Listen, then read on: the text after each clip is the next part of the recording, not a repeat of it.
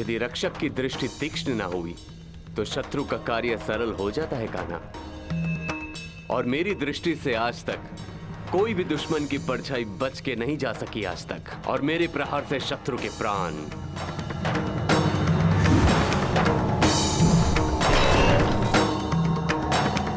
और यदि कोई ऐसा वीर आया जिसे आक्रमण करने से ना रोक सके तो?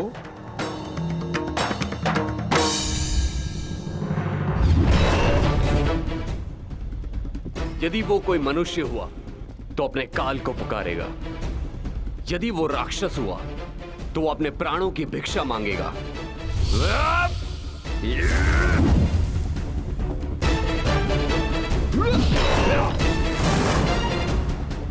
और यदि वो देवता हुआ तो वो पछताएगा कि उसने अमृत पान क्यों किया। और यदि आक्रमण करने वाला देव दानव मनुष्यों से अधिक शक्तिशाली हुआ तो?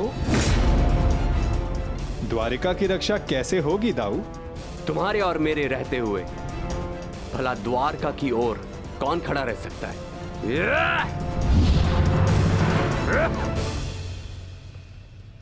और यदि ऐसा कोई हो जो आपके और मेरे समक्ष खड़ा हो सके तो?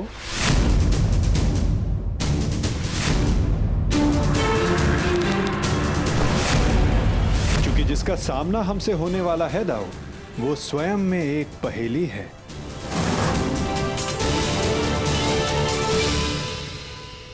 कब कौन समक्ष आ जाए कुछ कहा नहीं जा सकता दाऊ।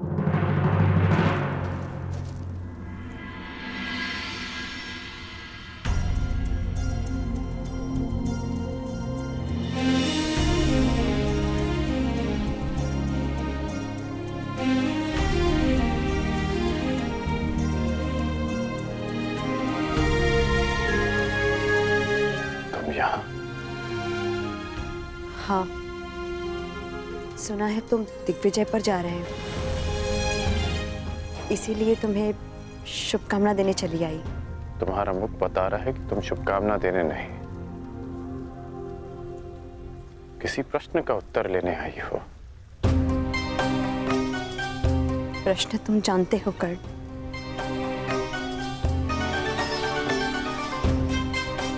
जानता हूं कि मेरा लक्ष्य क्या है, कि मैंने एक महान परिवर्तन का वचन दिया था। वैशाली, मैं उसी परिवर्तन की आशा में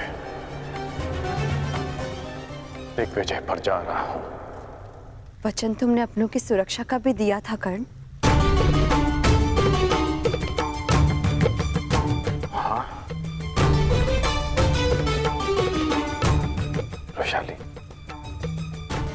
क्या कोई असुरक्षित है?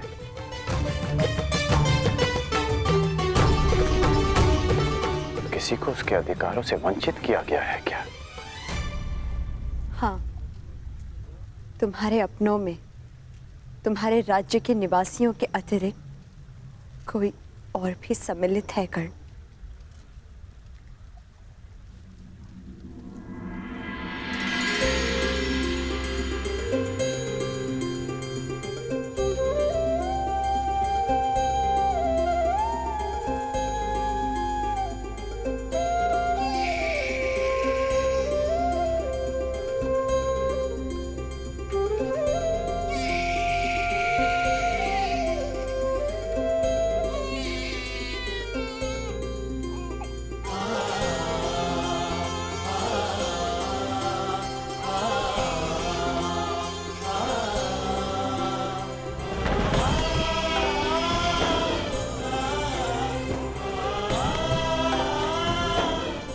आपका पुत्र अंगराज।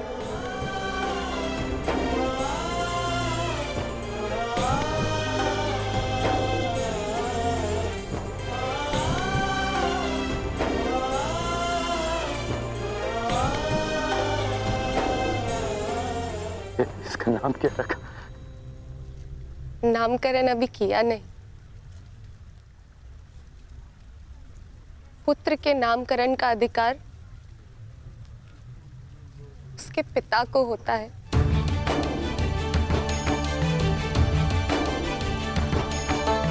मेरा मानना है कि वृक्ष पर सबसे पहला अधिकार भूमि का होता है, बीज का नहीं। उसी बात ही एक संतान पर सबसे पहला अधिकार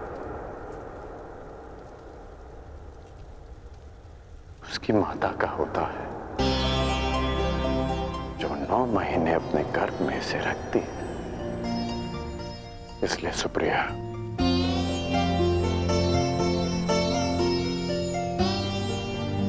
इसका नामकरण तुम करोगी।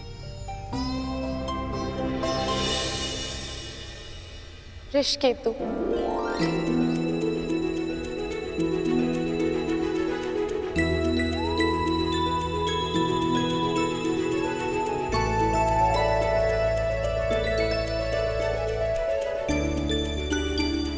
उस वृषाली के नाम पर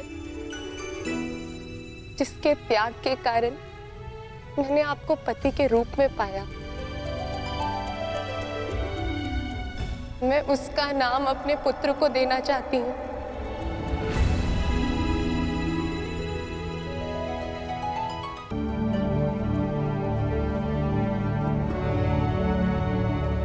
अद्भुत।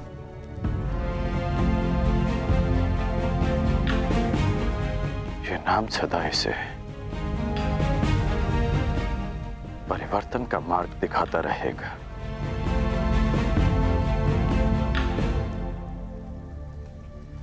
सुप्रिया, मैं नहीं जानता कि दिग्विजय पूर्ण होने में कितने वर्ष लगेंगे,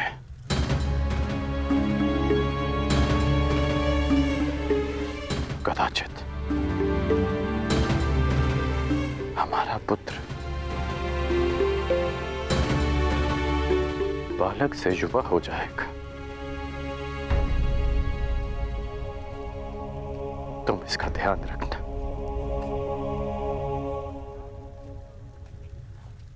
इसे कर्ण मत मनने देना।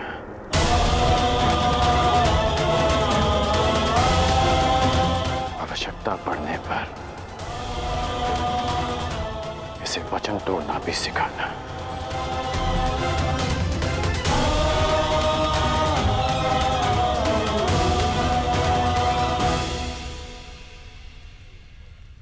परंतु युवराज के लिए आप दिग्विजय पर क्यों जा रहे हैं?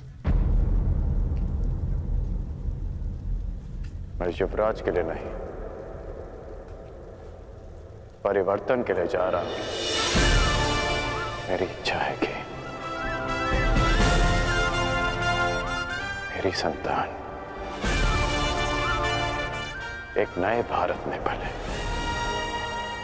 परिवर्तित भारत में, जहां कोई अन्याय ना हो, अत्याचार ना हो, कोई भेदभाव ना हो, जहां श्रेष्ठता जन्म से सिद्ध ना हो, अपितु कर्म से सिद्ध हो, जहां किसी और कारण को नियमों में बांधकर एक स्त्री का चीरहरण ना देखना पड़े।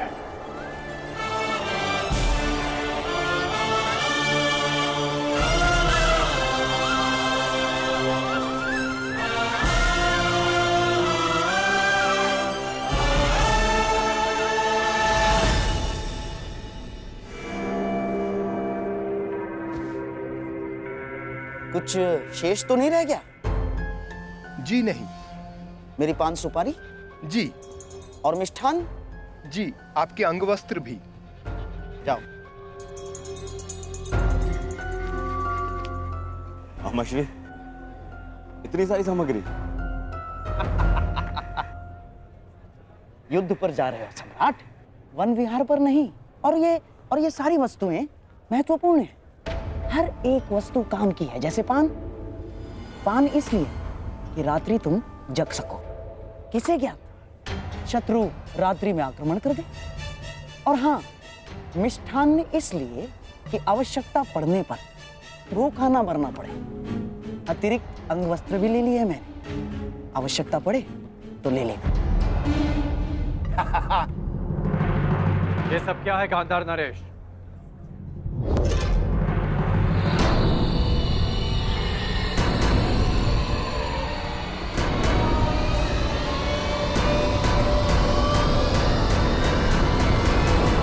ये कैसा प्रबंध है? ये ऐसा प्रबंध अंगराज कि मैं और मेरा सम्राट दुर्योधन तुम्हारे साथ इस दिग्विजय यात्रा पर चलेंगे।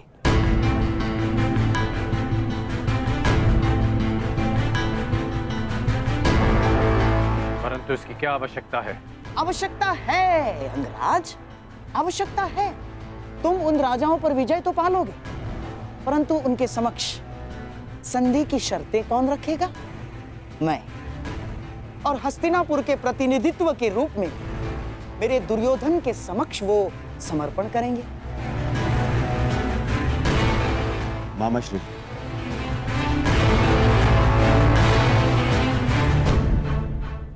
मित्र, मैं केवल इसलिए चल रहा हूं ताकि अपनी आंखों से तुम्हें सभी राजाओं पर विजय प्राप्त करते हुए देख सकूं। परंतु यदि तुम नहीं चाहते कि मैं साथ चलूं, तो हम नहीं जाएंगे। नहीं युवराज, आपकी इच्छा, इस सेवक के लिए आदेश है, मुझे कोई आपत्ति नहीं। तो ठीक है, हम दिग्विजय यात्रा का प्रारंभ द्वारका से करेंगे। पांचाल दिग्विजय यात्रा पांचाल से आरंभ होगी।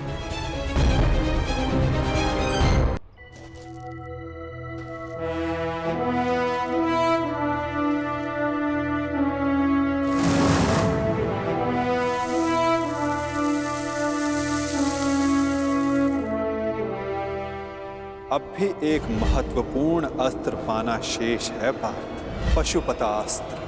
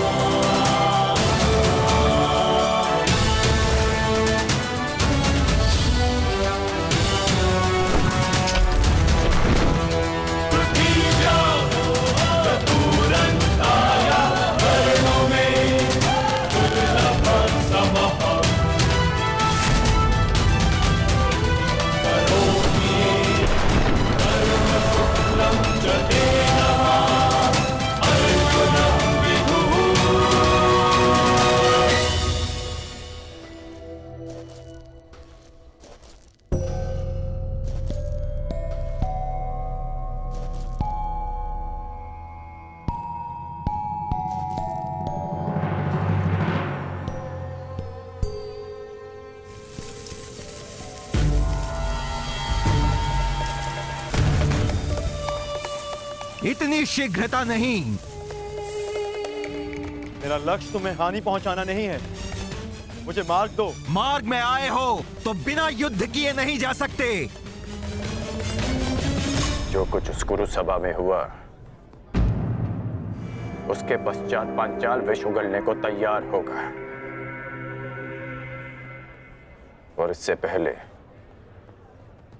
पांचाली के पिता अपनी पुत्री के अपमान का प्रतिकार करें। हमें उन पे आक्रमण करके उन्हें निशक्त करना होगा।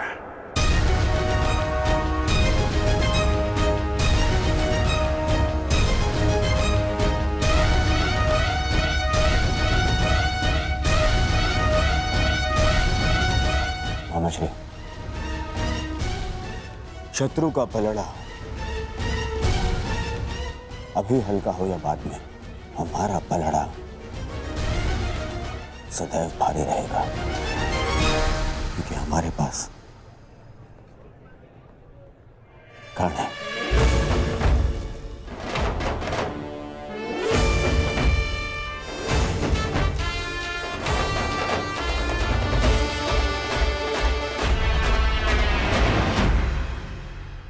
भूल अनजाने में होती है, परंतु दूसरी बार वही भूल करना मूर्खता होती है, और बार बार वही भूल करना अपराध। ये अपराध इसलिए है क्योंकि हमारी आने वाली पीढ़ी बार बार की गई इस भूल को नीति मानकर उसका पालन करने लगती है और अगली आने वाली पीढ़ी उसे नियम बना लेती है। तो हुआ ना अपराध।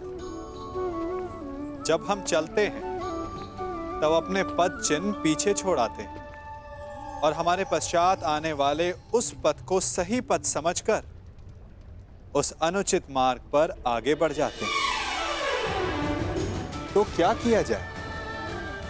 माना कि कुछ भूल को सुधारा नहीं जा सकता, परंतु उनके चिन्ह धुंधले अवश्य किए जा सकते हैं ताकि आने वाली पीढ़ी उसका पालन ना करे। और यही भूल को सुधारने का सबसे श्रेष्ठ मार्ग है।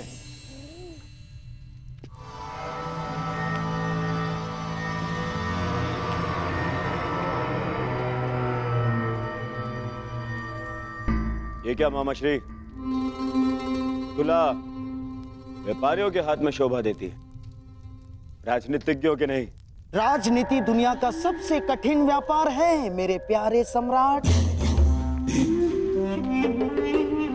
जहां शत्रु का लाभ और अपनी हानि ठीक से तोली नहीं गई तो पराजय का मुख देखना पड़ता है दुर्योधन। जैसे जैसे ये तुला